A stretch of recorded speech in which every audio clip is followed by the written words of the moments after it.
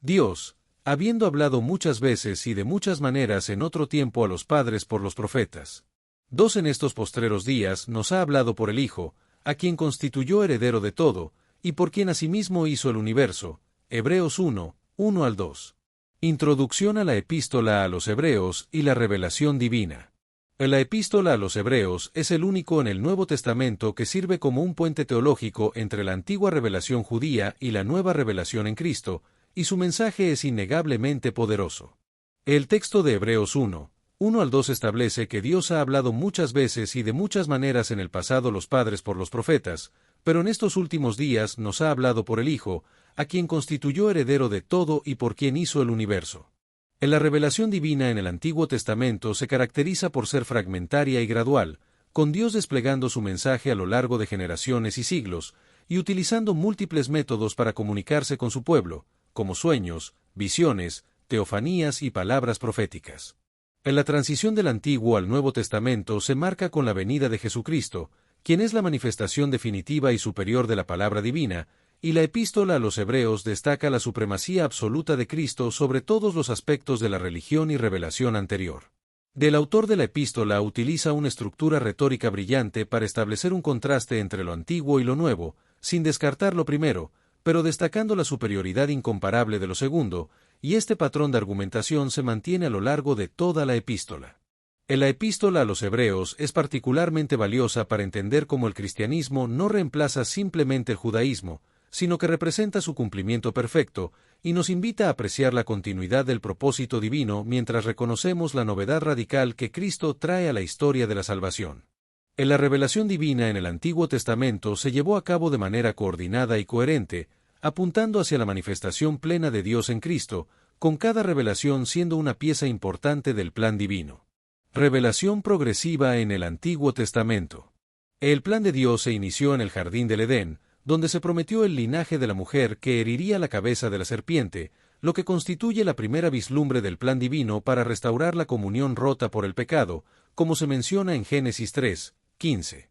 A lo largo de la historia, Dios continuó revelando aspectos de su carácter y propósito a través de figuras como Noé, Abraham, Isaac y Jacob, especialmente a través del pacto con Abraham, que estableció la promesa de bendición universal a través de su descendencia, como se establece en Génesis 12, 1 al 3. O la era de la ley, con Moisés, alcanzó un nuevo nivel de claridad y detalle, proporcionando leyes prácticas, tipos y sombras que prefiguraban la obra futura de Cristo, especialmente en el sistema sacrificial y las festividades. O la era profética, que abarcó desde Samuel hasta Malaquías, aportó mayor profundidad a la revelación divina, enfatizando aspectos morales y espirituales, y ofreciendo vislumbres cada vez más claros del Mesías venidero y su reino. Ejemplos de revelación progresiva incluyen la promesa mesiánica en Génesis 3, 15, el pacto abrahámico en Génesis 12, 3, y la revelación a Moisés en el Éxodo, que introdujo el sistema sacrificial y la entrega de la ley. Otros ejemplos de revelación progresiva incluyen el pacto davídico, que introdujo la promesa de un reino eterno y un descendiente real, y las profecías de los profetas como Isaías, Jeremías y Miqueas, que aportaron detalles específicos sobre el nacimiento, ministerio, sufrimiento y reinado del Mesías. En la revelación divina se desarrolló de manera progresiva, desde la promesa inicial en el Jardín del Edén hasta la claridad y el detalle de la era profética, siempre apuntando hacia la manifestación plena de Dios en Cristo. Diversidad de métodos de revelación divina. En la sección comienza con una mención a las visiones apocalípticas de Daniel, que establecen un marco temporal para la venida del Hijo del Hombre y el establecimiento de su reino eterno, proporcionando coordenadas históricas para la aparición del Mesías. Dios se ha comunicado con su pueblo de muchas maneras, incluyendo la revelación personal a través de encuentros directos, la revelación profética a través de mensajeros elegidos, la revelación histórica mediante eventos y experiencias, la revelación escrita preservada en textos sagrados, y la revelación tipológica a través de símbolos y prefiguraciones. La diversidad de métodos empleados por Dios para comunicarse con su pueblo demuestra su condescendencia amorosa y su determinación para ser conocido, y cada manera de revelación posee características propias y contribuye de forma única al mensaje total. Entre las maneras de comunicación divina se incluyen palabras audibles, como el llamado a Samuel durante la noche y la voz divina en el bautismo de Jesús, que marcaron momentos decisivos en la revelación progresiva. Dios también ha comunicado su voluntad a través de experiencias visuales sobrenaturales, como sueños y visiones, como la escalera que unía cielo y tierra que contempló Jacob, y las visiones elaboradas que experimentaron profetas como Ezequiel y Zacarías. En los acontecimientos de la historia de Israel, como el éxodo de Egipto, la conquista de Canaán, el exilio en Babilonia y el retorno posterior, fueron interpretados por los profetas como manifestaciones del carácter y propósito de Dios. Además, los milagros y señales, como las plagas de Egipto y la detención del sol en tiempos de Josué, constituían poderosas declaraciones divinas que demostraban el poder de Dios sobre la naturaleza y su compromiso con su pueblo. En las profecías, especialmente aquellas relacionadas con el Mesías, como Isaías 7, 14 y Miqueas 5, 2, proporcionaban coordenadas específicas para identificar al prometido, y sólo Jesús logró cumplir en todos sus detalles. Finalmente, la preservación de la revelación divina en textos sagrados garantizó su transmisión fiel a través de las generaciones, y la escritura inspirada es una de las formas en que Dios se ha comunicado con su pueblo a lo largo de la historia. La Torá, los escritos proféticos y los textos sapienciales conforman un corpus inspirado que sirve como norma de fe y práctica, proporcionando un testimonio escrito permanente de la revelación progresiva de Dios a su pueblo. Los profetas del Antiguo Testamento. Los profetas son mensajeros divinamente llamados, con una vocación sobrenatural, inspirados por el Espíritu y portavoces de Dios, que tienen la autoridad delegada para anunciar mensajes de origen divino y cumplir una misión cristocéntrica. La autenticidad de un verdadero profeta se verifica por la concordancia de su mensaje con la revelación previa, el cumplimiento de sus predicciones y la coherencia de su vida personal con el mensaje proclamado, lo que preserva la integridad de la revelación divina frente a los falsos profetas. Entre los grandes profetas del Antiguo Testamento se encuentran Isaías, conocido como el profeta evangélico, que proporcionó descripciones detalladas del Mesías venidero. Jeremías, el profeta llorón, que anunció el juicio inminente y la promesa del nuevo pacto. Ezequiel, profeta del exilio, que utilizó acciones simbólicas y visiones para comunicar su mensaje, y Daniel, estadista y visionario, que recibió revelaciones apocalípticas sobre el curso de la historia mundial. En los profetas menores, como Oseas, Joel, Amós, Abdías y Jonás, aportaron mensajes fundamentales a la revelación progresiva de Dios, ilustrando el amor fiel de Dios, anunciando el día del Señor, denunciando la injusticia social y el formalismo religioso vacío, y demostrando la preocupación divina por las naciones gentiles. La misión de los profetas es confrontar la idolatría y la injusticia social, llamar al arrepentimiento y mantener viva la esperanza mesiánica en tiempos de crisis, lo que se refleja en la vida y el ministerio de los profetas mencionados en el texto. En la revelación del Antiguo Testamento, aunque verdadera y autoritativa, era incompleta por diseño divino, y se puede describir como un mosaico en el que cada profecía y tipo aportaba elementos al cuadro total que sólo se completaría en Cristo. En los profetas del Antiguo Testamento, como Miqueas, Nahum, Habacuc, Sofonías, Ageo, Zacarías y Malaquías, trataron temas de juicio divino, fe en tiempos de adversidad y la esperanza mesiánica, manteniendo viva la expectativa del pueblo de Dios. Características de la revelación del Antiguo Testamento. En la revelación del Antiguo Testamento se caracterizó por su progresividad, es decir, el patrón de revelación seguía una trayectoria ascendente de claridad y especificidad, permitiendo una comprensión cada vez más profunda del plan redentor divino. La ley y las promesas del Antiguo Testamento servían como preparación pedagógica para la venida de Cristo, estableciendo conceptos fundamentales como pecado, sacrificio, redención y pacto que encontrarían su pleno significado en la obra del Mesías.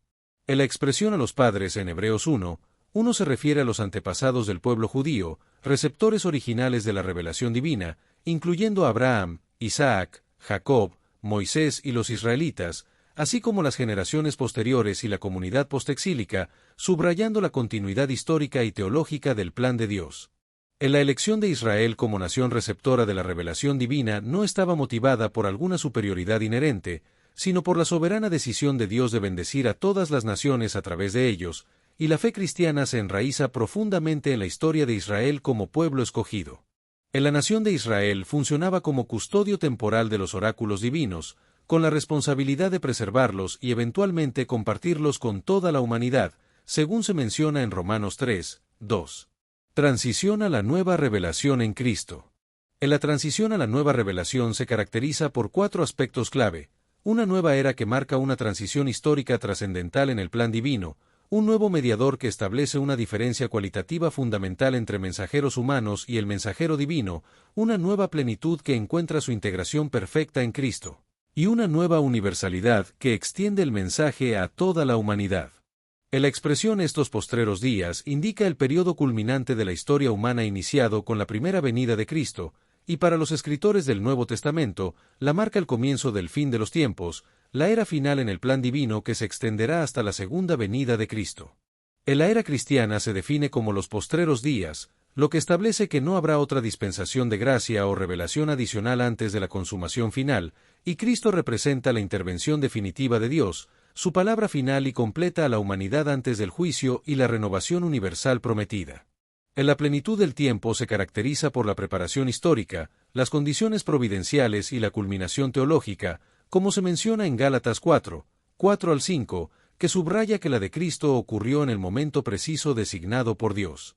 En la era mesiánica fue anunciada por los profetas del Antiguo Testamento, que anticiparon repetidamente una era venidera en la que Dios establecería su reino de justicia y paz, y se caracteriza por la intervención decisiva de Dios en la historia para establecer su reino, como se menciona en Joel 2:28-32 y Hechos 2:17.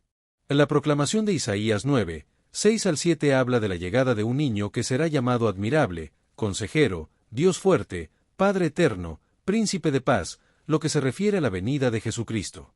En la inauguración del reino de Dios por Cristo se manifestó en su persona y ministerio, donde proclamó que el reino de Dios había irrumpido la historia, y se evidenció a través de sus milagros, exorcismos y perdón de pecados. En la comunidad cristiana vive en la tensión del ya pero todavía no de la era mesiánica, donde el reino de Dios está presente en la obra del Espíritu Santo, pero su manifestación plena aguarda la segunda venida de Cristo. En la consumación de la era mesiánica ocurrirá con el regreso de Cristo, cuando todas las promesas divinas encontrarán su cumplimiento perfecto, y se caracterizará por la ausencia de lágrimas, muerte, llanto, clamor y dolor, como se describe en Apocalipsis 21:4. La superioridad de Cristo sobre los profetas. Cristo habla como Dios, con autoridad inherente, y sus palabras poseen poder creativo y transformador, lo que se evidencia en sus milagros y en el impacto de su enseñanza. En la palabra se refiere a Jesucristo, quien es el mensaje mismo en forma humana, la expresión perfecta de la deidad hecha accesible a la comprensión humana, como se describe en Juan 1:1 y 14.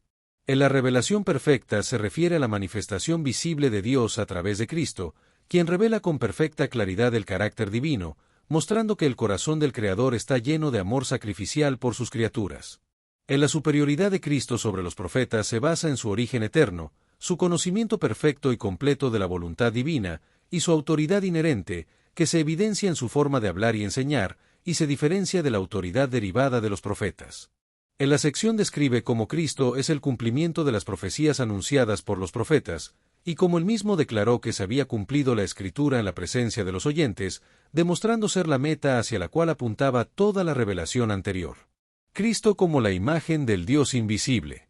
Cristo es descrito como la imagen del Dios invisible, siendo la representación visible del Dios trascendente e invisible, y se manifiesta de tres maneras, como revelación visual, revelación relacional y revelación redentora.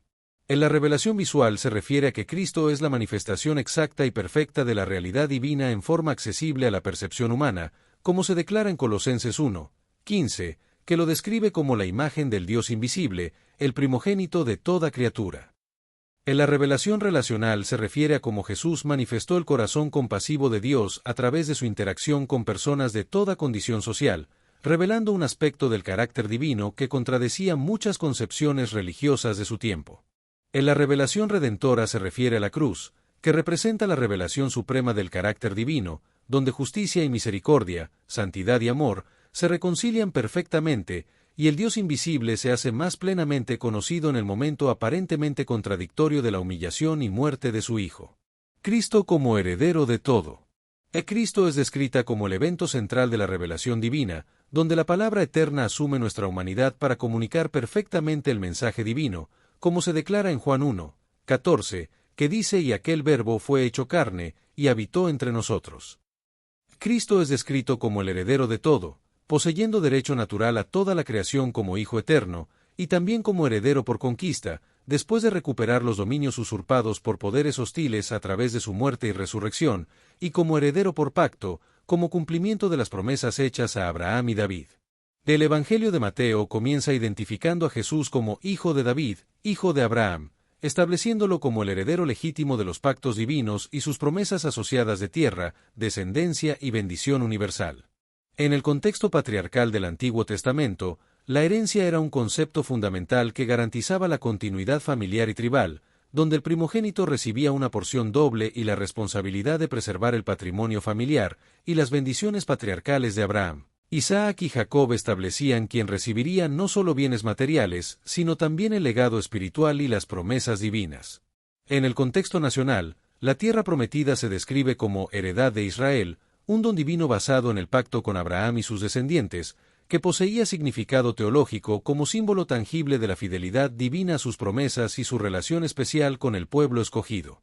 En el contexto mesiánico, las profecías anunciaban que el Mesías heredaría un reino universal, como se declara en el Salmo 2, 8, que dice: «Pídeme, y te daré por heredad las gentes, y por posesión tuya los términos de la tierra», y que se cumplió perfectamente en Cristo como el Hijo por excelencia.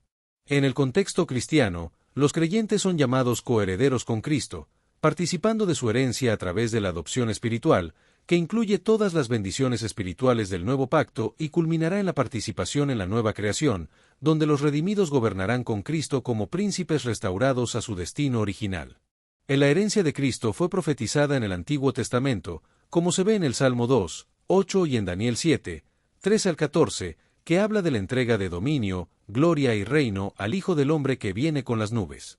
Durante su ministerio, Jesús afirmó su autoridad universal cuando declaró: «Toda potestad me es dada en el cielo y en la tierra», y demostró aspectos de esta autoridad con su poder sobre la naturaleza, las enfermedades, los demonios y la muerte.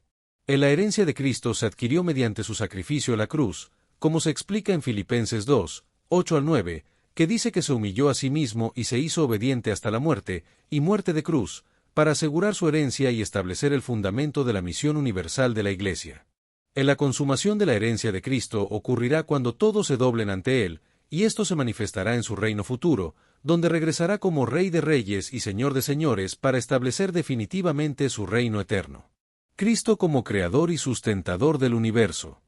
Dios es el Creador del universo, y Cristo es el agente de la creación, como se establece en Hebreos 1, 2c, que afirma que Dios hizo el universo por el Hijo, identificando a Cristo como Creador y no como criatura.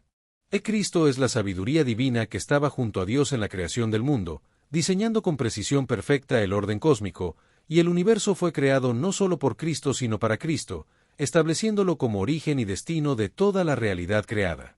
El testimonio de Juan en Juan 1, 3 declara que todas las cosas fueron hechas por Cristo, y sin él nada fue hecho, estableciendo el papel universal del Verbo en la creación, sin excepción alguna. El testimonio de Pablo en Colosenses 1, 16 amplía esta verdad, enfatizando la totalidad de la obra creadora de Cristo, abarcando no solo el mundo material sino también las realidades espirituales. En la participación de Cristo en la creación confirma su divinidad plena y eterna, refutando cualquier noción de que el Hijo sea una criatura superior o un ser creado antes que los demás, y lo cualifica para ser nuestro perfecto Redentor y Mediador. Cristo es el sustentador del universo, y Hebreos 1, 3 declara que Él sustenta todas las cosas con la palabra de su potencia, lo que implica llevar activamente, guiar y mover hacia un destino, y no solo una preservación pasiva. El principio cohesivo se establece en Colosenses 1, 17, donde se afirma que Cristo es el principio que mantiene unidas a todas las cosas y evita que el universo se desintegre en el caos, y que las leyes físicas que mantienen el orden cósmico son expresiones de su palabra fiel y constante. En la sustentación del universo por parte de Cristo no se limita a la mera conservación, sino que también implica una dirección providencial hacia una meta definida, lo que establece el fundamento teológico para la confianza cristiana en medio de las aparentes contingencias y caos de la historia humana. La revelación final y perfecta en Cristo. La revelación final en Cristo es superior a todas las anteriores porque Dios, hablando directamente, ofrece la totalidad del mensaje divino en una única persona, conoce al Padre por relación interna eterna y revela a Dios no solo con sus enseñanzas sino con toda su persona, acciones, milagros, muerte y resurrección. En la plenitud de la deidad reside en la persona de Cristo, según Colosenses 2, 9, lo que establece que en él habita toda la plenitud de la divinidad corporalmente, y que esta doctrina distingue al cristianismo del docetismo y del ebionismo. Las palabras de Cristo tienen un carácter único, según Juan 6, 63, ya que no son meras instrucciones intelectuales o éticas, sino vehículos del poder vivificante de Dios, y que el Espíritu es el que da vida, mientras que la carne nada aprovecha. Las palabras de Jesucristo no solo comunican verdades, sino que también transmiten vida espiritual a quienes las reciben con fe, y su autoridad inigualable impresionó profundamente a sus oyentes, quienes admiraban de su doctrina y lo veían como alguien que enseñaba con autoridad. En los milagros de Cristo, como calmar la tempestad, multiplicar los panes, convertir el agua en vino y caminar sobre el agua, demostraban su señorío sobre las fuerzas naturales y revelaban su control soberano sobre las leyes del universo, mientras que sus sanidades y exorcismos manifestaban su compasión y autoridad sobre la enfermedad y los demonios. En la vida de Cristo es presentada como un modelo supremo, ya que vivió una vida perfecta sin pecado, lo que lo calificaba como sacrificio expiatorio y establecía el patrón perfecto de humanidad como Dios la diseñó originalmente, y cada aspecto de su vida revelaba alguna faceta del carácter divino, como su compasión, santidad y gracia. En los milagros de Cristo también incluyeron el poder sobre la muerte, como la resurrección de Lázaro, lo que constituía una señal de su identidad divina y preludio de su propia resurrección, y según Juan 20, 30 al 31, estos milagros fueron realizados para que la gente creyera que Jesús es el Cristo, el Hijo de Dios, y para que, creyendo, tuvieran vida en su nombre. La vida y los milagros de Cristo están estrechamente relacionados con su misión redentora, ya que toda su trayectoria vital, desde ascensión, constituía un acto redentor unificado, y su vida sin pecado y sus milagros establecieron el patrón perfecto de humanidad y revelaron el carácter divino, lo que lo calificaba como el modelo supremo para seguir. La vida de Cristo poseía valor salvífico en ambos aspectos, su obediencia activa y pasiva, cumpliendo perfectamente la ley y aceptando el sufrimiento por nuestras transgresiones. La muerte y resurrección de Cristo. La muerte de Cristo es la manifestación suprema del amor divino, como se declara en Romanos 5, 8, donde Dios muestra su caridad para con nosotros al morir por nosotros siendo aún pecadores. En la cruz también manifiesta la justicia inflexible de Dios, que requiere retribución por el pecado, como se explica en Romanos 3, 25 al 26, donde Dios presentó a Cristo como propiciación para manifestar su justicia. En la cruz representa la mayor manifestación de poder divino, como se afirma en Colosenses 2, 15, donde Cristo despojó a los principados y las potestades, triunfando de ellos en sí mismo. En la resurrección de Cristo es el centro del Evangelio, como se identifica en 1 Corintios 15, 3 al 4, y sin ella, la predicación apostólica perdería su núcleo vital y poder transformador.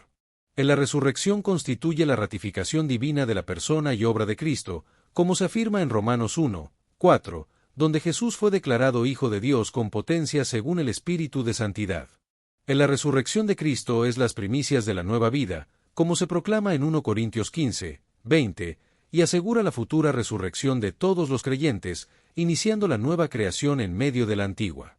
En la resurrección no es sólo garantía futura, sino realidad con implicaciones presentes, como se vincula en Efesios 1, 19 al 20, donde el poder para con los creyentes está disponible ahora para la transformación del creyente.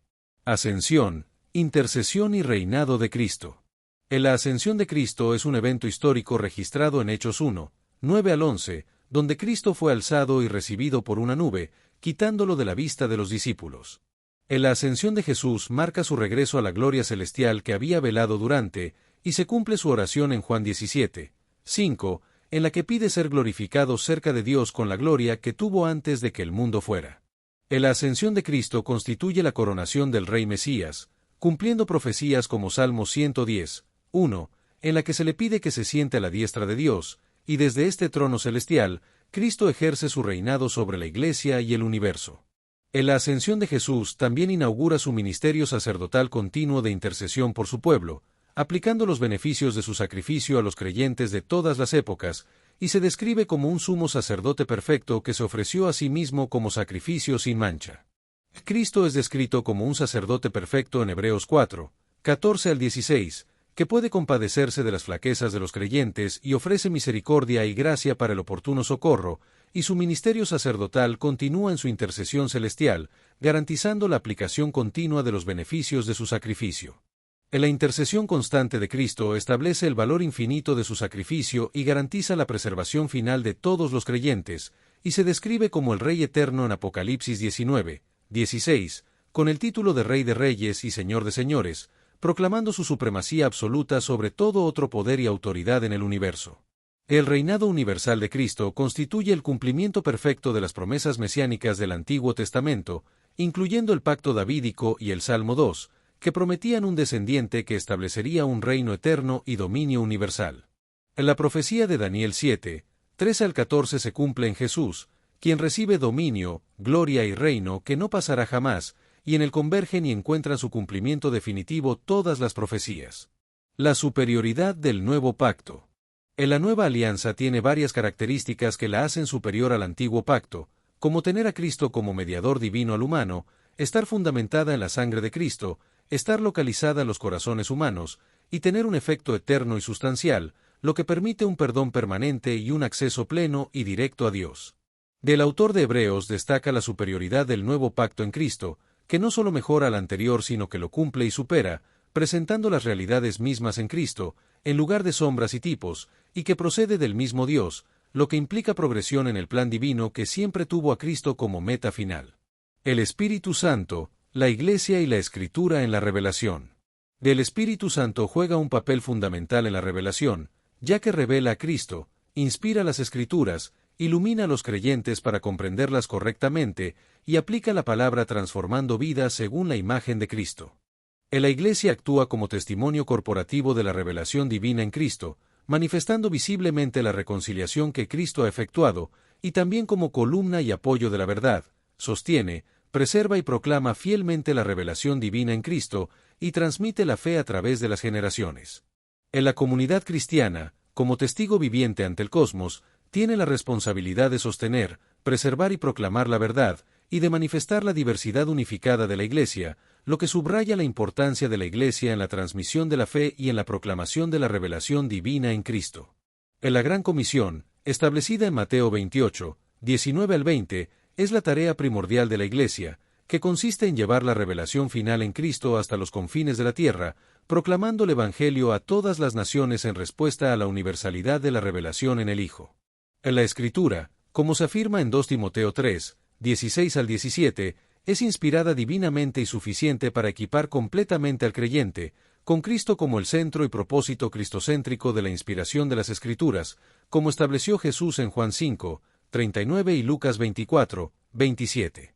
El canon de la Escritura está cerrado, como se advierte en Apocalipsis 22, 18 al 19 y Judas 3, lo que implica que la revelación en Cristo es completa y no debe ser añadida o modificada, aunque la comprensión de la Iglesia se profundiza continuamente guiada por el Espíritu, como promete Juan 16, 13. Respuesta a la revelación divina, fe, obediencia y adoración. La respuesta adecuada a la revelación divina es la fe, que constituye la confianza personal y el compromiso existencial en la veracidad de la palabra de Dios, como se declara en Hebreos 11, 6, y que trasciende el mero asentimiento intelectual para abarcar una relación personal con el Cristo revelado en las Escrituras. La fe salvífica es esencialmente relacional y establece un vínculo personal con el Cristo revelado en las Escrituras, y la capacidad para responder adecuadamente a la revelación divina es don de Dios, como se afirma en Efesios 2, 8, y el Espíritu Santo abre corazones y mentes para reconocer y recibir la verdad revelada en Cristo. La mera recepción intelectual de la verdad revelada sin transformación práctica constituye autoengaño espiritual, como advierte Santiago 1, 22, y la obediencia es necesaria para una respuesta adecuada a la revelación divina, ya que la fe sin obras es muerta, y la verdadera fe se manifiesta en la obediencia y la acción. La auténtica comprensión de la revelación divina conduce a una respuesta vital y existencial que afecta todas las dimensiones de la vida, y esta respuesta se manifiesta en la obediencia a los mandamientos de Dios, como estableció Jesús en Juan 14, 15, donde dice: «Si me amáis, guardad mis mandamientos». La obediencia cristiana auténtica es un testimonio poderoso de la verdad revelada, y se caracteriza por la transformación visible del creyente, como lo declaró Jesús en Juan 13, 35, donde dice: «En esto conocerán todos que sois mis discípulos, si tuviereis amor los unos con los otros», y esta obediencia es posibilitada por el Espíritu Santo, como se anticipa en Ezequiel 36, 27. La respuesta a la revelación divina también se manifiesta en la adoración, que puede ser celestial, como se describe en Apocalipsis 5, 12 al 13, donde todas las criaturas del universo alaban al Cordero inmolado, y también puede ser una adoración en espíritu y verdad, como la definió Jesús en Juan 4, 23, donde dice que los verdaderos adoradores adorarán al Padre en espíritu y en verdad. La adoración auténtica surge de corazones transformados y mentes iluminadas por la revelación divina, y se manifiesta en un estilo de vida que ofrece toda la existencia como respuesta consciente y continua a la revelación divina en Cristo, como se describe en Romanos 12, 1, donde se nos ruega que presentemos nuestros cuerpos en sacrificio vivo, santo y agradable a Dios. La urgencia de escuchar la revelación divina. Finalmente, se nos llama a escuchar la revelación divina con urgencia espiritual, como se advierte en Hebreos 2, 1, donde se nos dice que debemos atender con diligencia a las cosas que hemos oído, para no desatender la revelación divina y evitar el peligro de desviarnos del camino correcto. La verdad escuchada pero no asimilada y aplicada se desvanece gradualmente de la conciencia, por lo que es importante prestar atención diligente a la revelación divina, lo que requiere concentración sostenida y reflexión profunda. En la expresión con más diligencia subraya la intensidad de atención que merece la revelación divina, y la revelación final en Cristo demanda compromiso intelectual y espiritual proporcional a su importancia trascendental como palabra definitiva de Dios. El contexto de la epístola a los Hebreos revela que los destinatarios enfrentaban tentaciones de abandono de la fe debido a presiones externas y dudas internas, por lo que la exhortación a prestar mayor atención constituye un llamado a perseverar en la verdad revelada a pesar de circunstancias adversas. El rechazo de la revelación divina puede llevar a la ignorancia involuntaria, el rechazo por indiferencia consciente, la negación deliberada y la apostasía, y la responsabilidad espiritual es proporcional al nivel de revelación recibido, como lo establece Hebreos 2, 3 y Hebreos 10, 29. Revelación continua y formación en Cristo. En la revelación continua de Cristo se produce a través de la contemplación transformadora, la iluminación progresiva, la formación interior y la manifestación comunitaria, como se describe en 2 Corintios 3, 18, Gálatas 4, 19 y otros pasajes bíblicos. La meta del discipulado es la formación interior de Cristo, haciendo visible su carácter en la vida del creyente, y la Iglesia como cuerpo de Cristo manifiesta colectivamente su presencia continua en el mundo. La segunda venida de Cristo, revelación final.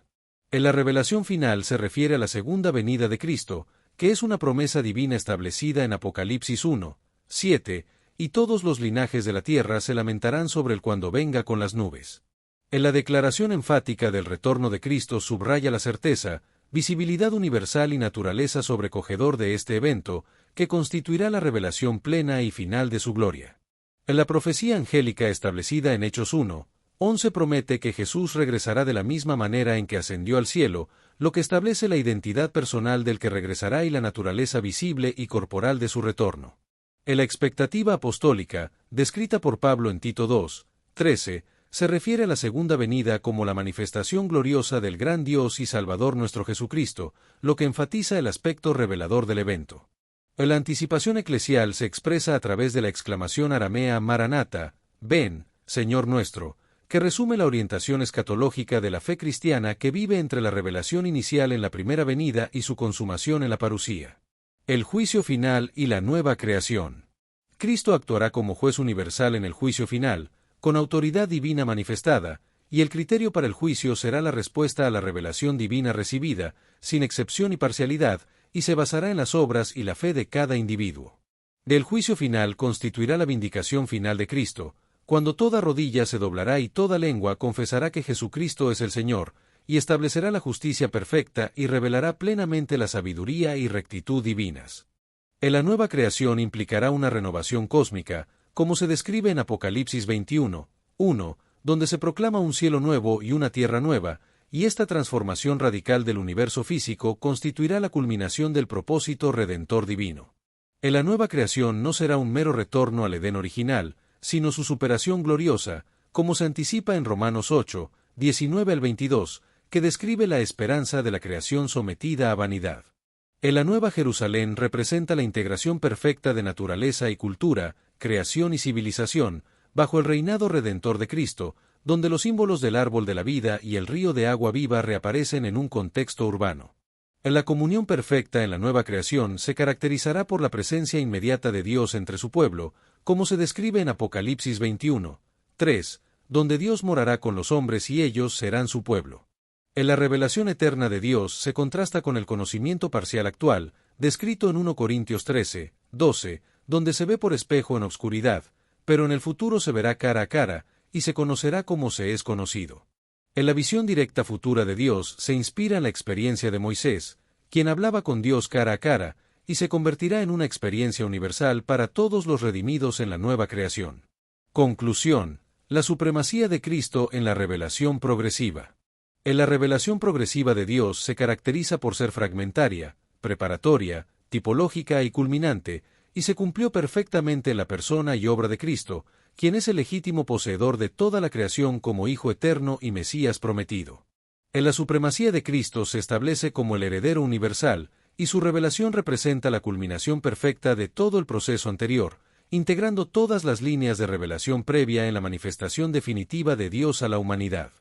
En la herencia universal de Dios fundamenta su autoridad absoluta sobre toda realidad creada, estableciendo su derecho a recibir la lealtad y adoración de toda criatura, y su señorío abarca tanto el orden natural como el espiritual, el presente y el futuro. Como Creador soberano, Cristo trasciende infinitamente el ámbito creado, y su participación en el acto creativo confirma su divinidad plena y eternidad, estableciendo una distinción cualitativa radical entre él y los profetas, ángeles u otras criaturas. En la actividad continua de Cristo como sustentador providencial, manteniendo la cohesión y funcionamiento del universo, demuestra tanto su poder como su fidelidad constante, y asegura que la historia humana y cósmica avance hacia su meta divinamente ordenada. El ministerio redentor de Cristo, culminando en su muerte expiatoria y resurrección victoriosa, establece su derecho adicional al señorío universal, y Colosenses 1, 20 declara que por él fueron reconciliadas todas las cosas, así las que están en la tierra como las que están en los cielos. En la respuesta apropiada a la revelación divina en Cristo implica reconocimiento, arrepentimiento, confianza, transformación y proclamación, y el conocimiento de la revelación final en Cristo genera responsabilidad de compartirla con otros. En la oferta de salvación es universal, como se establece en Juan 3, 16, que proclama que Dios ha dado a su Hijo unigénito para que todo aquel que en él cree no se pierda, mas tenga vida eterna, y esta oferta es exclusiva en Cristo, pero no implica exclusivismo en la invitación divina. En la revelación final en Cristo exige una respuesta definitiva, ya que el que cree en él no es condenado, pero el que no cree ya ha sido condenado, como se establece en Juan 3, 18, y esta decisión tiene consecuencias eternas.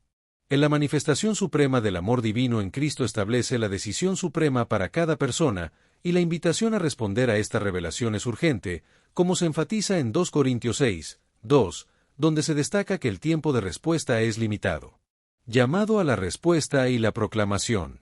Jesús aseguró que al que se acerca a él, no le echará fuera, según Juan 6, 37, lo que garantiza acogida divina a todos los que responden positivamente a la revelación en Cristo, sin consideración de su pasado, origen étnico, condición social o profundidad de pecado. En la gran comisión de Cristo, registrada en Mateo 28, 19 al 20, es el mandato que los creyentes deben recibir y cumplir, doctrinando a todos los gentiles y bautizándolos en el nombre del Padre, del Hijo y del Espíritu Santo.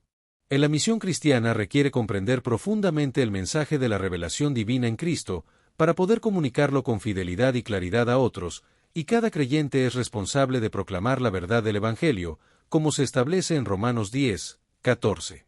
En la comunicación verbal del Evangelio debe acompañarse de demostración práctica de su poder transformador, como se instruye en Mateo 5, 16, donde Jesús enseña que la luz de los creyentes debe brillar delante de los hombres, para que vean sus obras buenas y glorifiquen al Padre que está en los cielos. La gloria de Dios revelada en Cristo. En la gloria de Dios en Cristo se revela en su resplandor divino, como se declara en Hebreos 1, 3a, donde Cristo es presentado como la radiación visible de la gloria divina, y como la imagen exacta de la sustancia de Dios, según el término griego charácter, que se refiere a la impresión exacta de un sello en cera o la imagen precisa en una moneda. En la culminación perfecta de la revelación progresiva de Dios se encuentra en Cristo, quien es la palabra encarnada y la autocomunicación definitiva de Dios a la humanidad. Cristo no es simplemente un profeta más en la línea de mensajeros divinos, sino que es la revelación suprema de Dios, plena y final. En la epístola a los Hebreos comienza con la afirmación fundamental de que Dios ha hablado muchas veces y de muchas maneras en el pasado a los padres por los profetas, pero en estos últimos días nos ha hablado por el Hijo, estableciendo un contraste majestuoso entre lo parcial y lo perfecto. De este contraste entre lo preparatorio y lo cumplido nos invita a fijar nuestra atención completamente en Cristo, quien es la culminación perfecta de la revelación de Dios y la revelación suprema de Dios a la humanidad. En la exploración de Hebreos 1 al 2 nos lleva a reconocer que toda la revelación progresiva anterior encuentra su culminación perfecta en Cristo, y que Él es el mensaje personificado y la autocomunicación definitiva de Dios a la humanidad. Destellos, disfruta la vida, mantente bella por dentro y por fuera y nutre una mente sana. Corazón brillante. Y si te gustó este video, suscríbete para recibir más contenido como este, o no olvides suscribirte para no perderte ningún video. Salud y vida @lavida 2025. Un Dios, habiendo hablado muchas veces y de muchas maneras en otro tiempo a los padres por los profetas. 2 En estos postreros días nos ha hablado por el Hijo, a quien constituyó heredero de todo, y por quien asimismo hizo el universo. 3 El cual, siendo el resplandor de su gloria, y la imagen misma de su sustancia, y quien sustenta todas las cosas con la palabra de su poder, habiendo efectuado la purificación de nuestros pecados por medio de sí mismo, se sentó a la diestra de la majestad en las alturas. 4 Hecho tanto superior a los ángeles, cuanto heredó más excelente nombre que ellos. El Hijo, superior a los ángeles. 5 Porque ¿a cuál de los ángeles dijo Dios jamás? Mi hijo eres tú. Yo te he engendrado hoy. Y otra vez. Yo seré a él padre. ¿Y él me será a mi hijo? 6 Y otra vez, cuando introduce al primogénito en el mundo, dice: Adórenle todos los ángeles de Dios. 7 Ciertamente de los ángeles dice: El que hace a sus ángeles espíritus, y a sus ministros llama de fuego. 8 Más del Hijo dice: Tu trono, oh Dios, por el siglo del siglo. Cetro de equidad es el cetro de tu reino. 9 Has amado la justicia, y aborrecido la maldad. Por lo cual te ungió Dios, el Dios tuyo, con óleo de alegría más que a tus compañeros. 10 Y tú, oh Señor, en el principio fundaste la tierra, y los cielos son obra de tus manos. 11 Ellos perecerán, mas tú permaneces, y todos ellos se envejecerán como una vestidura. 12 Y como un vestido los envolverás, y serán mudados. Pero tú eres el mismo, y tus años no acabarán. 13 Pues, ¿a cuál de los ángeles dijo Dios jamás? Siéntate a mi diestra, hasta que ponga a tus enemigos por estrado de tus pies? 14 ¿No son todos espíritus ministradores, enviados para servicio a favor de los que serán herederos de la salvación? Hebreos 1 Por tanto, es necesario que con más diligencia atendamos a las cosas que hemos oído, no sea que nos deslicemos. 2 Porque si la palabra dicha por medio de los ángeles fue firme, y toda transgresión y desobediencia recibió justa retribución. 3 ¿Cómo escaparemos nosotros, si descuidamos una salvación tan grande? La cual, habiendo sido anunciada primeramente por el Señor, nos fue confirmada por los que oyeron. 4 Testificando Dios juntamente con ellos, con señales y prodigios y diversos milagros y repartimientos del Espíritu Santo según su voluntad. El autor de la salvación. 5 Porque no sujetó a los ángeles el mundo venidero, acerca del cual estamos hablando. 6 Pero alguien testificó en cierto lugar, diciendo: ¿Qué es el hombre, para que te acuerdes de él? ¿O el hijo del hombre, para que le visites? 7 Le hiciste un poco menor que los ángeles. Le coronaste de gloria y de honra. Y le pusiste sobre las obras de tus manos. 8 Todo lo sujetaste bajo sus pies. Porque en cuanto le sujetó todas las cosas, nada dejó que no sea sujeto a él, pero todavía no vemos que todas las cosas le sean sujetas. 9 Pero vemos a aquel que fue hecho un poco menor que los ángeles, a Jesús, coronado de gloria y de honra, a causa del padecimiento de la muerte, para que por la gracia de Dios gustase la muerte por todos. 10 Porque convenía a aquel por cuya causa son todas las cosas, y por quien todas las cosas subsisten, que habiendo de llevar muchos hijos a la gloria, perfeccionase por aflicciones al autor de la salvación de ellos. 11 Porque el que santifica y los que son santificados, de uno son todos, por lo cual no se avergüenza de llamarlos hermanos. 12 Diciendo: Anunciaré a mis hermanos tu nombre. En medio de la congregación te alabaré. 13 Y otra vez: Yo confiaré en él. Y de nuevo: He aquí, yo y los hijos que Dios me dio. 14 Así que, por cuanto los hijos participaron de carne y sangre, él también participó de lo mismo, para destruir por medio de la muerte al que tenía el imperio de la muerte, esto es, al diablo. 15 y librar a todos los que por el temor de la muerte estaban durante toda la vida sujetos a servidumbre. 16 porque ciertamente no socorrió a los ángeles, sino que socorrió a la descendencia de Abraham. 17 por lo cual debía ser en todo semejante a sus hermanos, para venir a ser misericordioso y fiel sumo sacerdote en lo que a Dios se refiere, para expiar los pecados del pueblo. 18 pues en cuanto él mismo padeció siendo tentado, es poderoso para socorrer a los que son tentados. Hebreos 2.